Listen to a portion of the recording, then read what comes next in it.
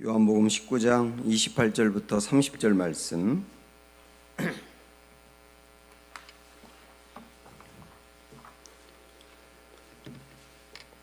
요한복음 19장 28절부터 30절 말씀. 네, 우리 한 목소리로 같이 읽겠습니다.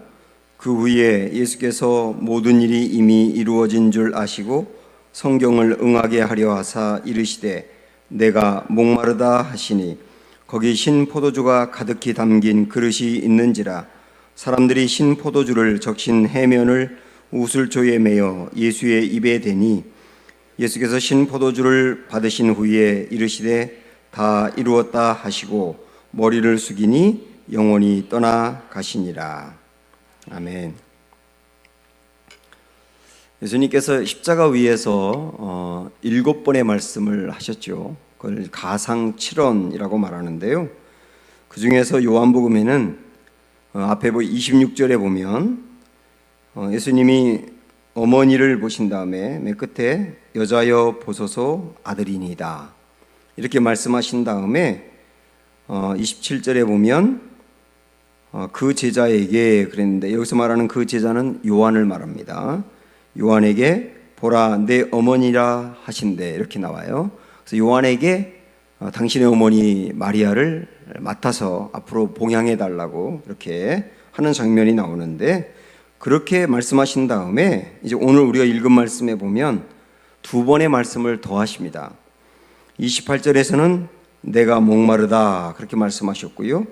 그리고 30절에서는 다 이루었다 이렇게 말씀하시는 이야기가 쭉 나오는데, 오늘 그 중에 우리가 이제 28절부터 쭉 보았습니다. 28절 다시 한번 보시면 그 후에 예수께서 모든 일이 이미 이루어진 줄 아시고 성경을 응하게 하려 하사 이르시되 내가 목마르다 이렇게 말씀하시거든요. 여기 보면 우리 주님이 목마르다 하셨는데, 우리 주님은 사실 이제 신문을 당할 때부터 너무 많이 정신적으로 시달렸고, 그리고 매도 너무 많이 맞아서 땀과 그 피를 쏟아냈고, 그리고 십자가를 지고 골고다 언덕을 또 오르셨고요. 그리고 겟세마네 동산에서 십자가 위에 못 박혀 있는 동안 온몸에서 피가 다 빠져나가고 나중에는 물까지 빠져나가지 않았습니까? 그런 상황이기 때문에 굉장한 갈증을 느꼈을 겁니다. 그래서 내가 목마르다 그렇게 말씀하셨는데, 여기 28절에 보면 이 예수님 목마르다라고 말씀하신 게 성경을 응하게 하려 하사 이렇게 나와 있어요. 성경을 응하게 하려 하사, 여기서 말하는 성경은 뭐 말할 것도 없이 구약 성경을 말하는 거죠.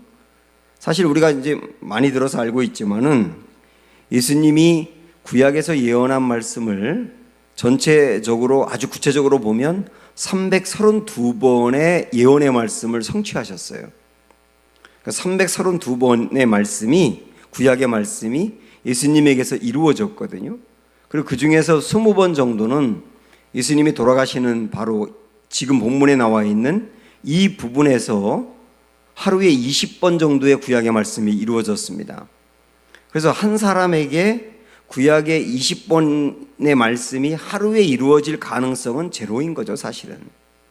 실제 그분이 아니고서는, 구약에서 예언한 것은 메시아가 오셔서 이런 일을 당할 거라고 말씀하셨는데, 메시아가 아니고서는 어떤 사람에게 이루어질 가능성이 없는 것이죠. 그래서 이 신약 성경에서 구약의 말씀을 응하려 하심이라 선지자를 통하여 기록하였을 때 이렇게 계속 나오는 이유가 뭐냐면, 여러분 일부러 그렇게 강조하는 것인데, 그게 뭐냐면 예수님이 메시아라는 걸 강조하는 거예요. 여기서도 마찬가지예요. 예수님이 메시아이시기 때문에 구약에서 목마르다라고 예언한 말씀을 이루셨다는 거예요. 그래서 이 말씀이 나왔기 때문에 우리 한번 몇 군데를 좀 보고 가면요. 우선 한번 요한복음 13장으로 가보십시오.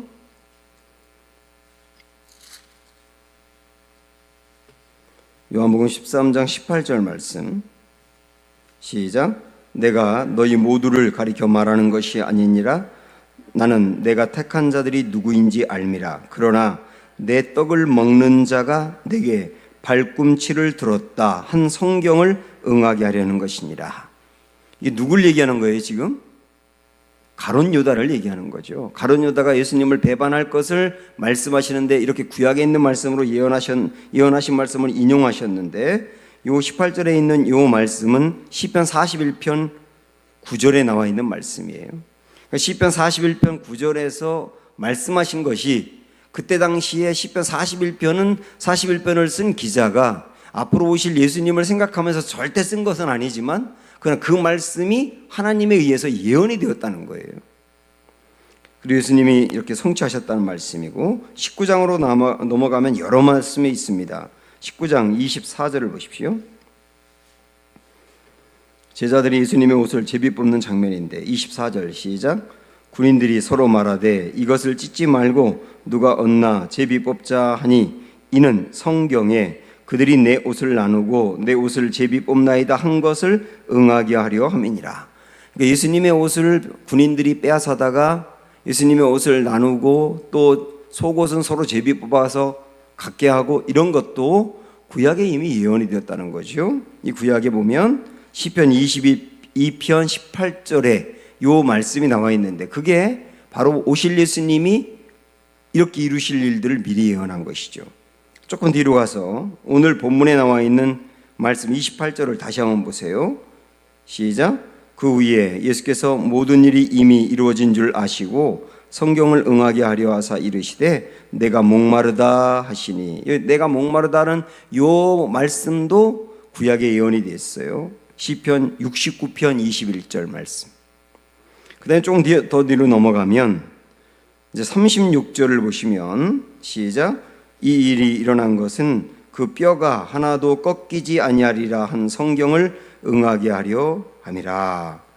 예수님의 다리뼈를 꺾지 않았다라고 하는 말씀, 그 말씀을 이제 하셨는데 이 말씀도 구약의 시편 34편 20절에 예언이 되었던 말씀이에요.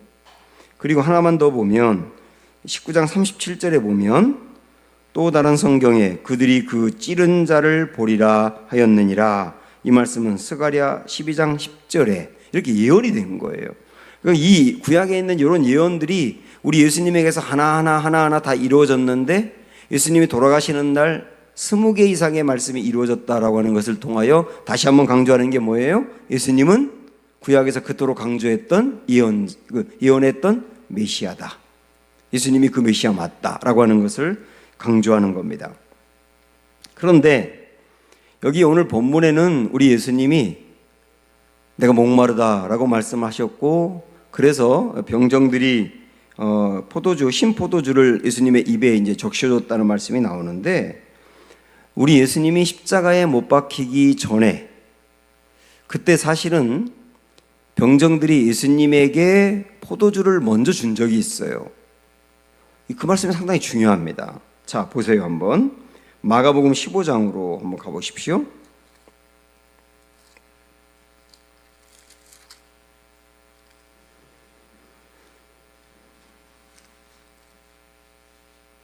(22절부터 23절까지) 보면 마가복음 15장 22, 23절 시작. 예수를 끌고 골고다라 하는 곳 번역하면 해골의 곳에 이르러 몰약을 탄 포도주를 주었으나 예수님 어떻게 하셨어요? 받지 않았다고 나와요. 여기 보면 그 포도주에다가 몰약을 탔다고 나와요. 그걸 예수님에게 십자가에 못 박히기 직전에 마시라고 주었는데 예수님이 마시지 않았다는 말씀이에요. 여러분 성경에 이런 말씀은 절대로 그냥 나와 있지 않습니다. 성경에 그냥 나와 있는 말씀은 하나도 없고 전부 다 의미가 있는데 예수님이 왜 그렇게 하셨을까? 그런데 이 말씀이 여기 이렇게 나와 있는데 마태복음 27장에 보면 찾지 마세요. 27장 34절에 보면 거기에는 쓸개탄 포도주라고 나옵니다. 그 쓸개탄 포도주인지 몰약인지는 모르겠어요. 좀 마가복음과 마태복음이 좀 다르게 나와 있기 때문에. 근데 확실한 거는 뭐냐면 쓸개나 몰약이나 고통을 완화해주는 마취 효과가 있습니다. 우리 예수님이 십자가에 못 박히기 직전에 쓸개인지 몰약인지 모르지만 그 포도주 탄 것을 예수님께 마시라고 주었던 이유가 뭐냐면 십자가 위에서 예수님의 온몸이 못이 박히고 찢기고 온몸에 엄청난 고통을 당할 거예요. 그 사람으로는 견디기 어려운 고통이기 때문에 병정들이 그 고통을 조금 완화시켜주기 위해서 포도주를 준 겁니다. 거기에 몰약이든 쓸개든 타가지고. 그런데 중요한 건 뭐냐면 예수님이 받지 않았다, 마시지 않았다는 게 중요한 거예요. 이게 왜 중요하냐면 예수님이 십자가 위에서 못 박혀 돌아가시는 것은 당신의 죄 때문이 아니고 다른 모든 인류의 죄, 저와 여러분의 죄를 대신 지고 돌아가시는 거예요. 그런데 우리의 모든 죄가 예수님에게 쏟아졌는데 그 죄에 대한 고통은 만약에 포도주에 쓸개라든지 몰약을 탄 거를 마셔가지고 고통이 조금 완화된다면 우리의 모든 십자가 그 죄로 인해서 받아야 될 고통을 다 안고 가는 게 아니에요. 고통을 완화시켰기 때문에 우리의 모든 죄 때문에 받아야 될 고통은 예수님이 고스란히 다 당해야 되기 때문에 이 고통을 완화시킬 쓸개이든 모략이든 드실 수가 없었던 거예요. 너희 죄가 그렇게 큰 것이다예요. 그래서 우리는 예수님이 이 몰약 탄 거를 안 드셨다, 이걸 그냥 평범하게 생각할 것이 아니라 우리 죄에 대한 고통을 다 담당하셨다, 조금도 완화시키지 않고 그대로 담당하셨다. 이건 우리에게 또 다르게 말한다면 우리가 받아야 될 형벌이 그렇게 컸던 것이다 라고 하는 것으로 연결해 가실 때 의미가 있는 거예요. 또 하나, 이제 오늘 본문으로 다시 오셔서 30절 말씀을 볼까요? 19장 30절 시작. 예수께서 신 포도주를 받으신 후에 이르시되 뭐라고 하셨어요? 다 이루었다 하시고 운명을 하십니다. 다 이루었다. 여기 다 이루었다는 말이 뭐냐? 하나님이 예수님을 이 땅에 보내실 때 예수님에게 주셨던 어떤 목적, 이 땅에 예수님이 오신 목적, 그걸 다 이루었다는 의미죠. 일단은 그것이 뭐냐면 모든 사람들이 죄 때문에 받아야 될 죄의 벌, 그 벌을 당신이 대신 지시고 다 감당하셨다는 뜻이에요. 그래서 이 다 이루었다는 말을 조금 더 구체적으로 이야기하면 사실은 빚을 다 갚았다거든요. 빚을 다 갚았다. 사람들이 죄 때문에, 죄는 반드시 죄에 대한 대가를 지불해야지 없어지는 겁니다. 죄는 절대 그냥 없어지는 게 아니거든요. 죄의 대가를 지불해야 되는데 그 모든 대가를 다 지불했다. 다 지불해서 이제는 다 끝났다. 내가 다 지불했기 때문에 죄인들이 지불할 이유가 없다. 모든 걸 내가 다 담당했다. 그런 의미로 다 이루었다예요. 그래서 우리가 구원을 받는다라고 하는 말을 어떤 때는 구원받았다라고 말하기도 하고 구속을 받았다 말하기도 하고 속량을 이루었다라고 말하기도 해요. 다 조금 다르게 말하고 중생했다라고 말하고 칭의가 이루어졌다고 말하기도 하고 이 개념 하나하나가 다 의미 있는데 여기서 빚을 갚았다. 죄 때문에 받아야 될 어떤 형벌이 있는데 그 빚을 주님이 다 갚았다 라고 하는 의미로 본다면 속량이라는 표현을 쓰는 거예요. 속량. 빚을 다 갚았다가 속량이거든요. 그래서 예수님이 이 빚을 다 갚았기 때문에 우리가 죄 때문에 담당해야 될 빚이 없어진 거예요. 내가 그걸 담당해야 될 이유가 없어졌고 주님이 다 하셨다. 한 죄에 대하여 한 사람이 형벌을 받았는데 또 다른 사람에게 똑같은 죄로 형벌을 주지 않거든요. 그런 의미로 다 이루었다예요.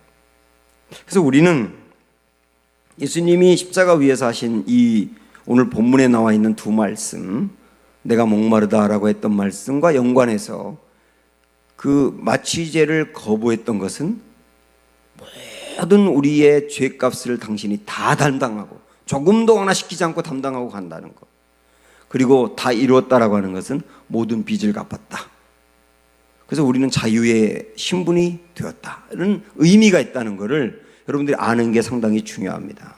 이토록 십자가는 고결한 것이에요. 그래서 이 십자가에서 주님이 이루신 이 일들을 우리가 생각을 하면서 오늘 십자가를 조금 더 깊이 좀 묵상을 하면서 이 십자가의 이 은혜를 우리가 가까이 하며 살기 위해서 십자가가 이 놀라운 고결한 의미가 있는데 내가 그 십자가와 더 가까이 하기 위해서 우리가 십자가를 어떻게 대해야 되느냐라고 하는 것을 좀 말씀 나누고 싶어요. 먼저 첫째, 우리 당연한 것이지만은 다시 의식해야 될 거, 내가 예수님을 십자가에 못 박았다라는 의식이에요. 내가 예수님을 십자가에 못 박았다. 우리는 특별히 고난주간이라든지 십자가를 묵상할 때 우리 예수님이 참 십자가를 지어서 정말 힘드셨겠다, 정말 아프셨겠다, 그렇게 감상적으로 접근하는 경우가 있어요.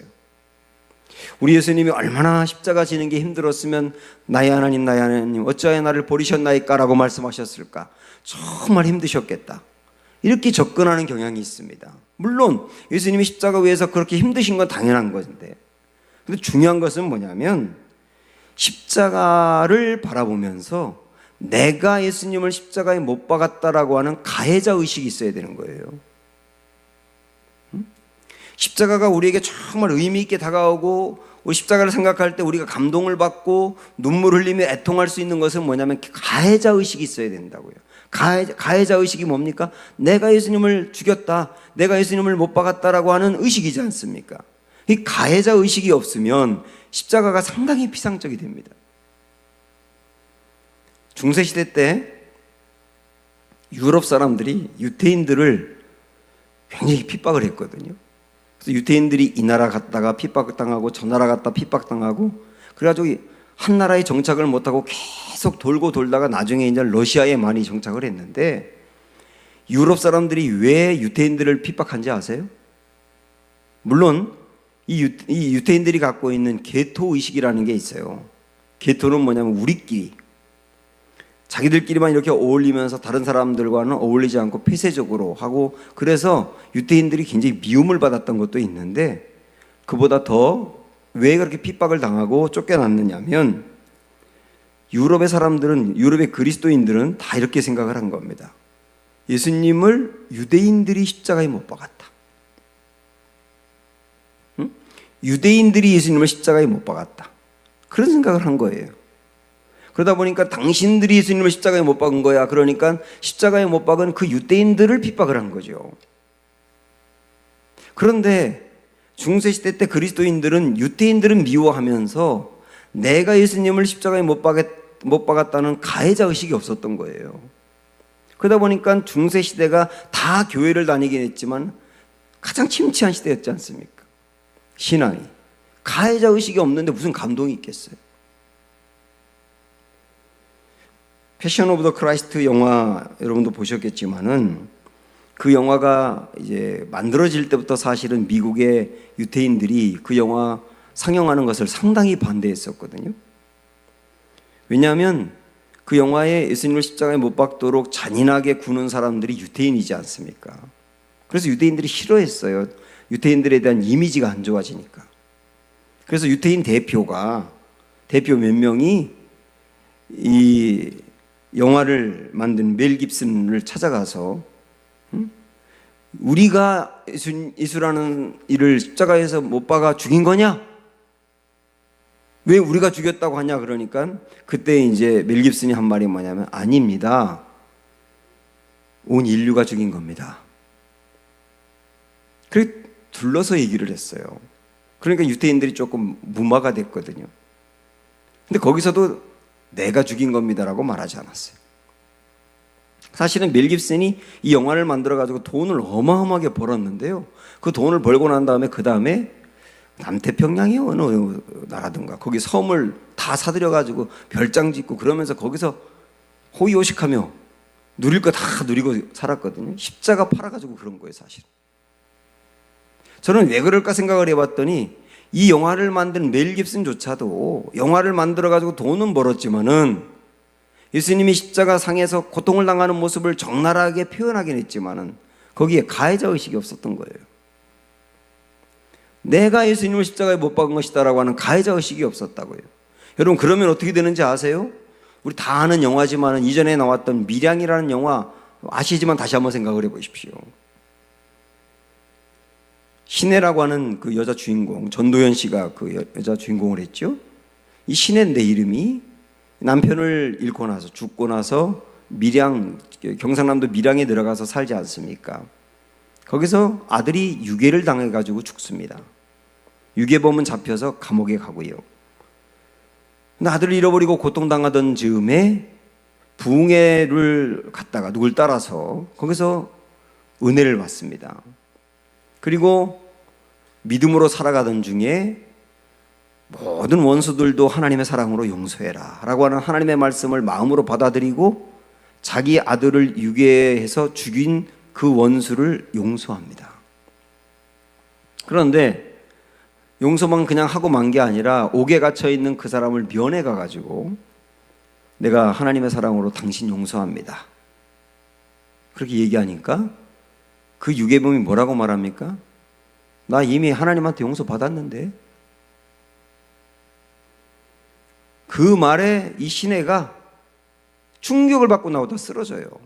그러면서 그 다음에 깨어나서 뭐라고 말하냐면 내가 용서하지 않았다는데 내가 용서했다는 말 하기 전에 누가 저 사람을 용서해?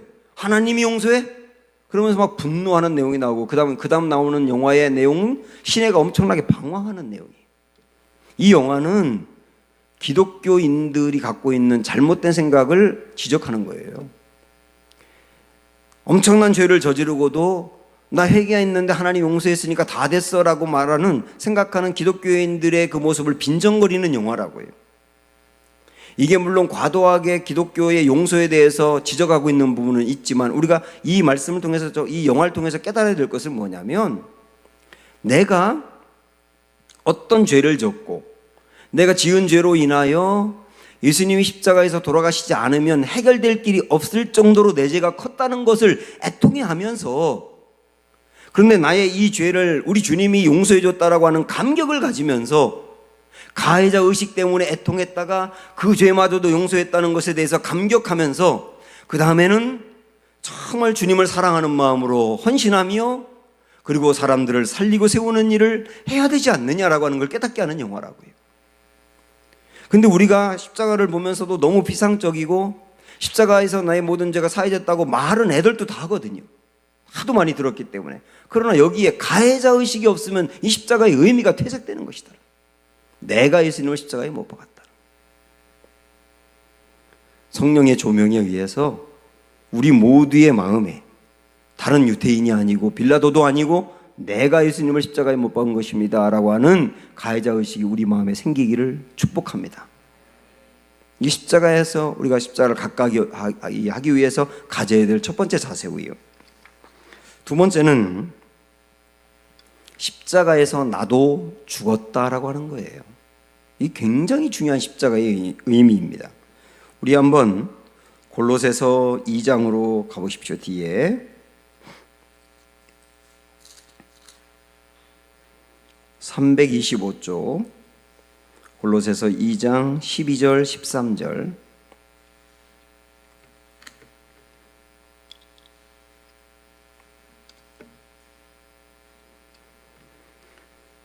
자 보세요. 골로새서 2장 12절 13절 시작. 너희가 세례로 그리스도와 함께 장사되고 또 죽은 자들 가운데서 그를 일으키신 하나님의 역사를 믿음으로 말미암아 그 안에서 함께 일으키심을 받았느니라. 또 범죄와 육체의 무할례로 죽었던 너희를 하나님이 그와 함께 살리시고 우리의 모든 죄를 사하시고. 기가 막힌 말씀이에요. 자, 이 말씀은 우선은 말이죠. 죄는 죽어야만 해결된다는 것을 여러분 알면서 출발하셔야 돼요. 죄는 어떻게 해결된다고요? 죽어야만 해결된다고.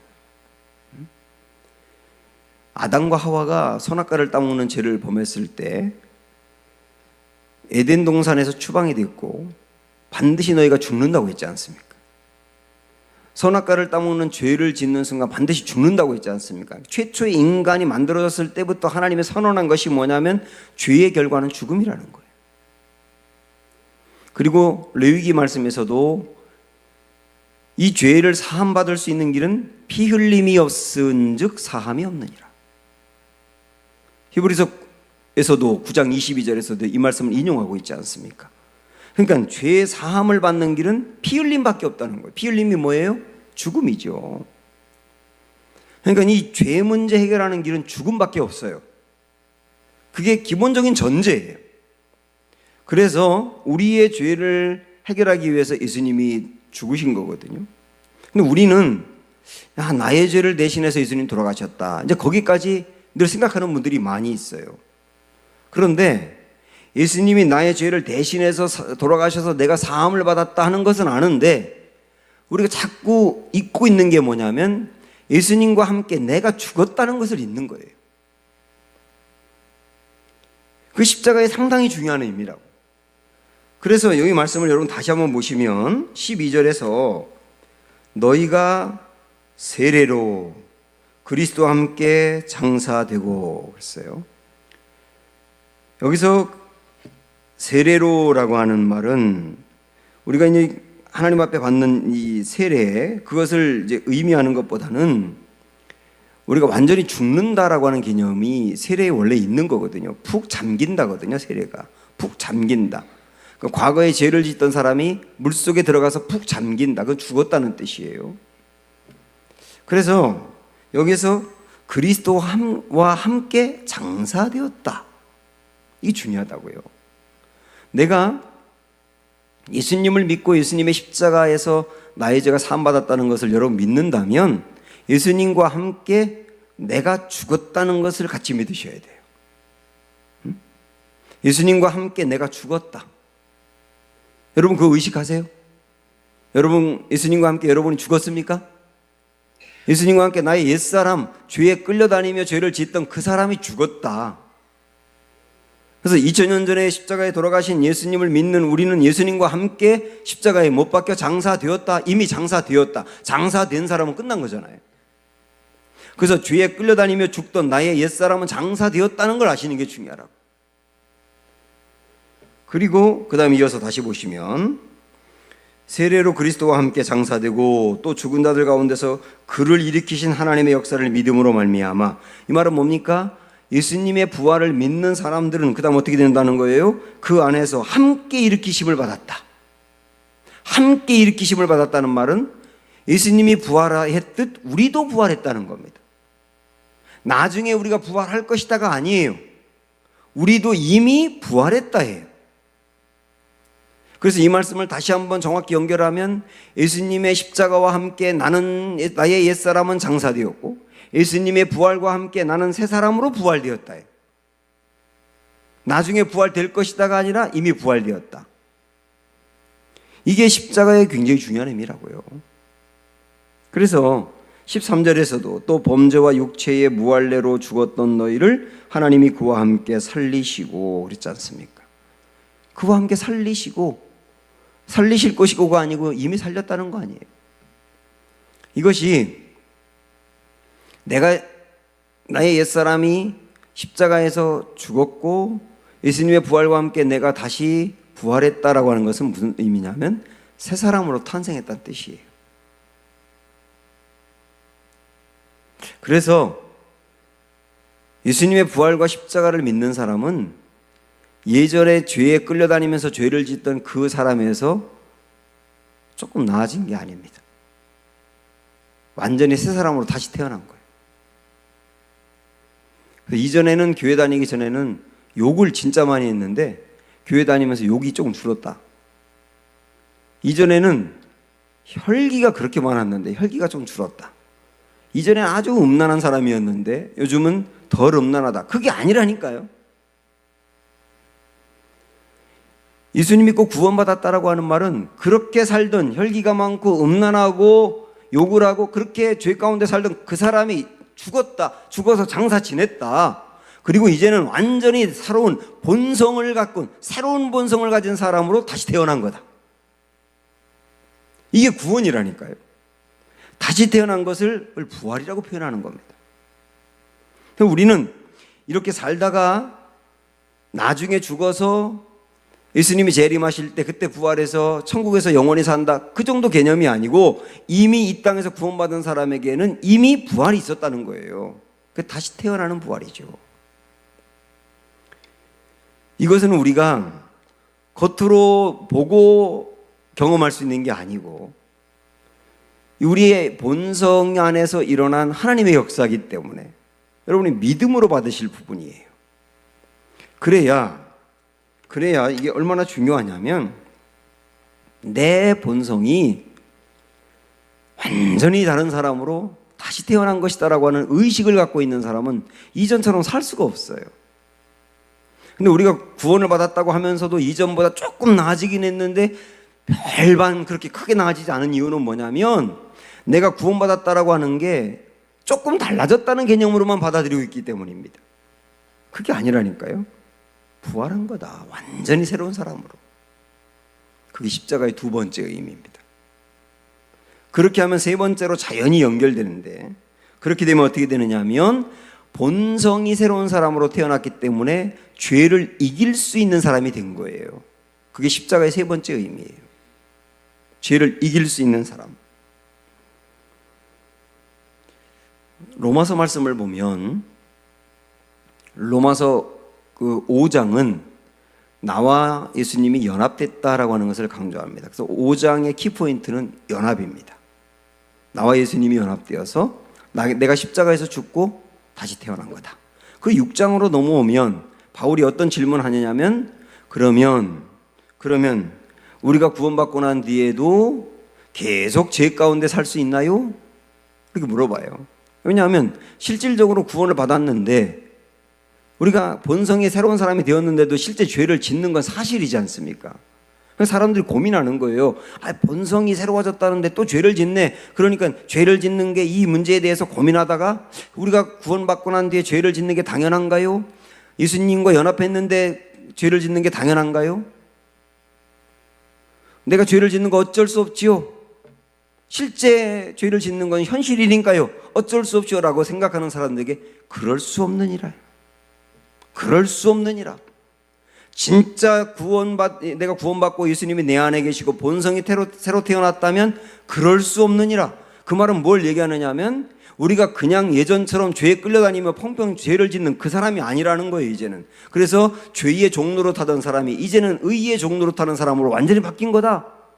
그 말씀은 뭐냐면 죄를 이길 수 있다를 말씀하는 거라.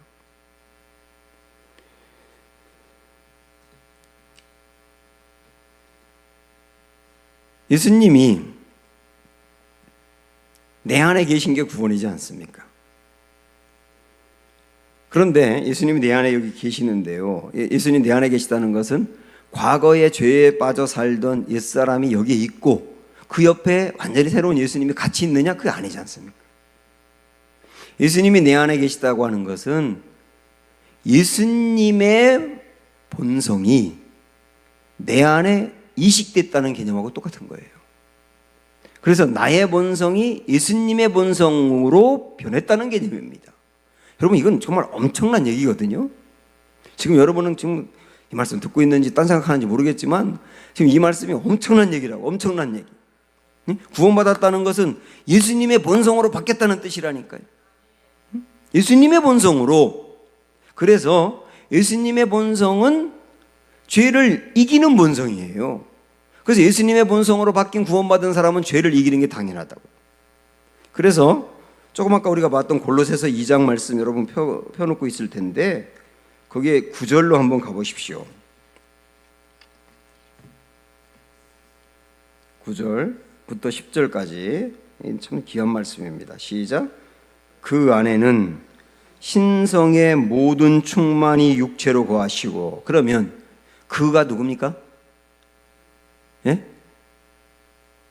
그래서 그는 누구예요?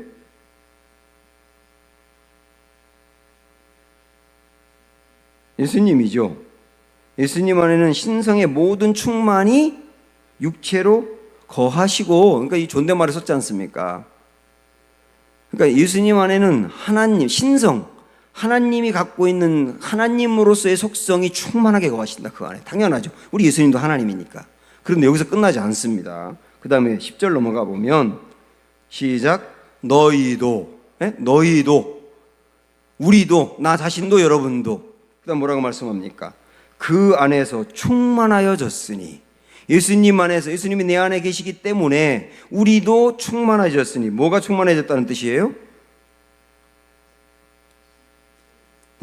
9절에 있는 신성의 모든 충만이라고 했으니까 신성이 충만하다. 우리도 신성이 충만하다. 예수님 안에 하나님의 그 속성인 신성이 있는 것처럼 우리에게도 있다. 이게 놀라운 말씀이라고. 그럼 구원받은 사람을 이야기하는 것인데, 구원받은 사람은 본성이 예수님의 본성으로 바뀌었기 때문에 예수님 안에 죄를 완전히 이길 수 있는 속성이 있는 것처럼 그 예수님 안에 있는 속성이 나에게도 충만하게 있는 것이다. 이렇게 구원받은 사람을 놀랍게 표현하고 있다니까요. 제가 이 말씀을 여러분에게 자꾸 강조하는 이유가 뭐냐면, 우리는 너무 쉽게 영적인 패배주의에 빠져요. 그래서 물론 이 땅에 사는 동안 우리의 어떤 육체가 그동안에 살아왔던 죄의 흔적들이 있고, 그리고 마귀의 영향을 여전히 받는 건 맞아요. 우리가 예수 그리스도의 십자가로 인하여 마귀가 멸해진 것은 맞지만, 그러나 완전히 소멸된 것은 아니고, 완전히 소멸은 예수님의 재림과 함께 소멸할 텐데, 그때까지는 마귀의 역사가 여전히 있기 때문에 구원받은 사람도 죄에 끌려다니는 부분이 있는 건 사실이지만 본성 자체는 이길 수 있는 본성으로 바뀌었다는 걸 아시는 게 중요하다고요. 그런데 우리는 너무 쉽게 어떻게 생각을 하냐면, 죄는 어쩔 수 없이 짓는 거죠. 다 죄를 짓잖아요. 어쩔 수 없이 죄를 짓는 거죠. 죄를 짓는 거에 대해서 그냥 어쩔 수 없다고 생각을 하면서 패배주의로 받아들이고 있다고요. 그게 아니라 나의 본성은 죄를 이길 수 있는 본성으로 바뀐 거다. 내 안에 주님이 충만하게 역사하셔서 나의 의지와 나의 감정과 나의 지성까지 온전히 지배하고 나를 끌고 가시기만 한다면 우리는 죄를 완전히 이깁니다. 이거를 우리가 잘 아는 용어로 성령 충만이라 그래요. 성령 충만하면 죄를 절대 안 짓거든요. 성령 충만하면 완전히 죄를 이기거든요.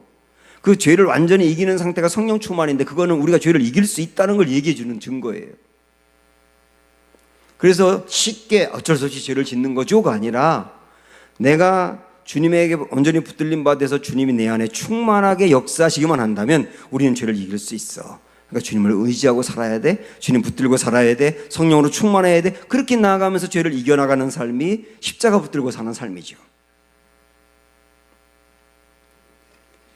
그래서 우리는 이 십자가가 얼마나 고결한 것인지 오늘 살펴보면서 이 십자가를 내가 어떻게 가까이 해야 될 것인지에 대해서 같이 봤습니다. 마지막으로 하나만 더, 이 십자가가 얼마나 귀한지를 좀 나누고 싶은데요. 우리 한번 이사야 말씀으로 가보겠습니다. 이사야 50장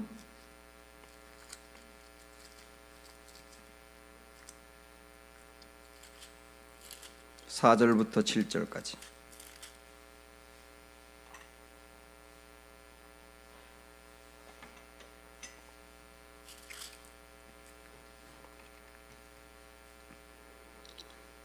자, 일단 펴놓으시고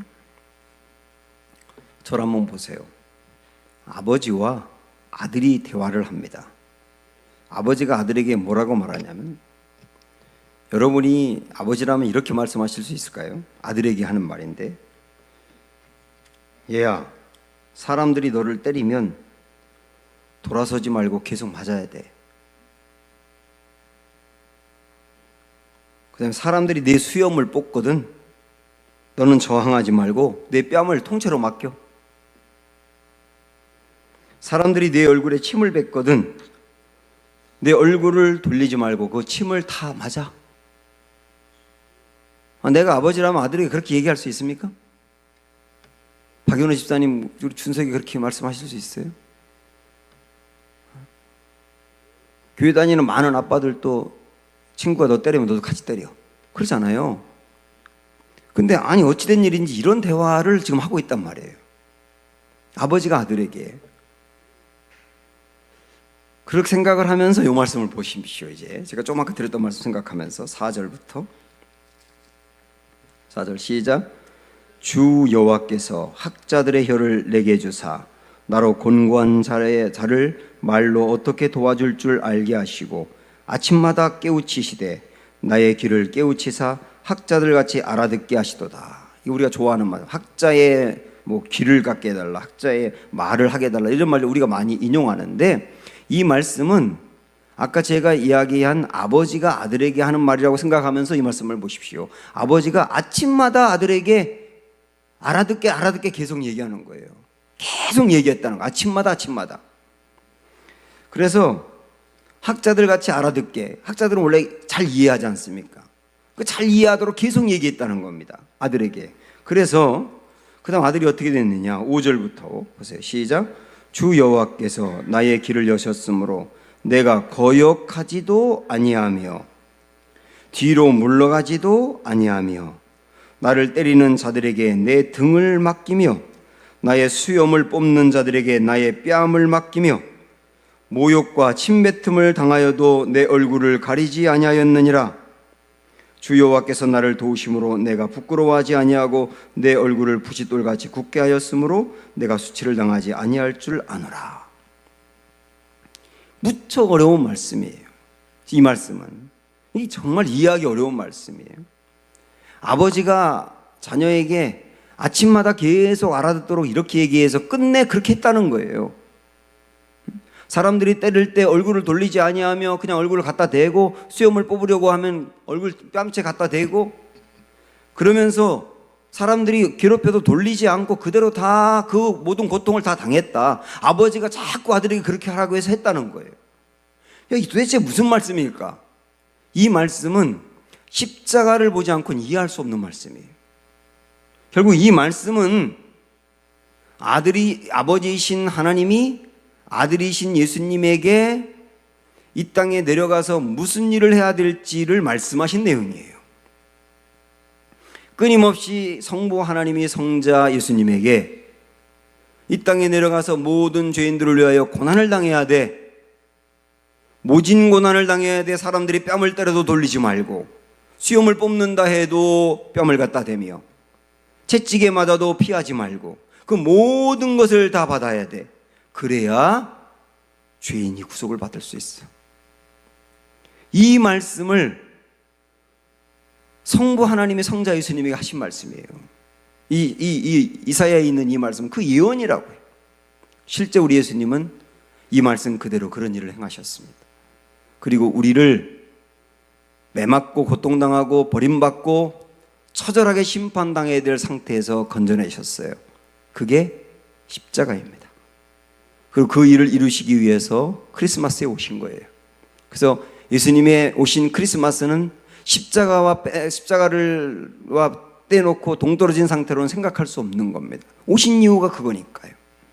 우리 십자가 이 은혜를 다시 한번 생각하면서 크리스마스를 맞이하기 전에 이 일을 하기 위해서 오셨고 이 일을 행하신 우리 주님의 십자가 마음에 새기며 감사가 넘치기 바라고 십자가와 더 가까워지는 기회가 되시기를 주님의 이름으로 축복합니다. 기도하겠습니다. 오늘 우리에게 주신 이 말씀, 특별히 십자가에 대한